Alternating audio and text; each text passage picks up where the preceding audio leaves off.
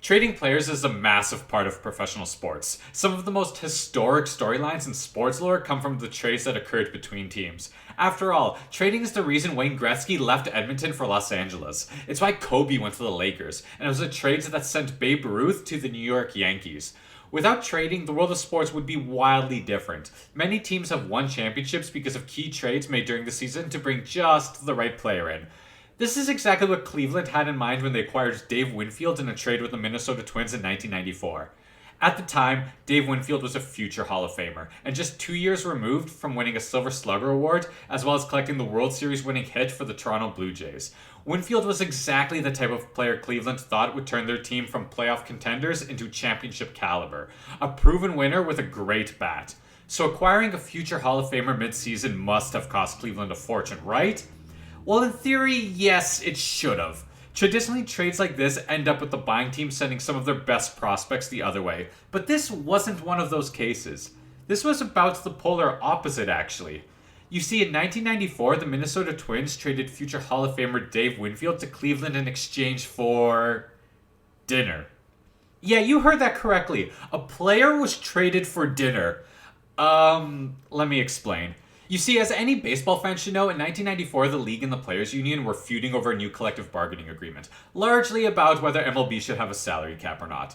With the two sides nowhere near reaching an agreement, the Players Association protested by walking out on August 12th and officially went on strike. Just over a month later, on September 14th, with the two sides still in a deadlocked feud, Commissioner Bud Selig officially canceled the rest of the season. But what does this have to do with Dave Winfield being traded for dinner? Well, even though the players were on strike during that 1 month span before the lockout, the league executives technically had to keep working. So during the league's trade deadline, which just so happens to be on August 31st, right in the middle of the strike, Cleveland acquired Winfield from Minnesota for a player to be named later. If you're not too familiar with pro sports, trading for a player to be named later may sound silly, but it's actually kind of common. MLB rules states that trades involving a player to be named later simply must be officially completed within 6 months of the announced trade, and must involve either a minor league player with no MLB experience or a cash exchange. So now if you've been listening closely, you may have already figured out the exact circumstances of how this bizarre trade went down.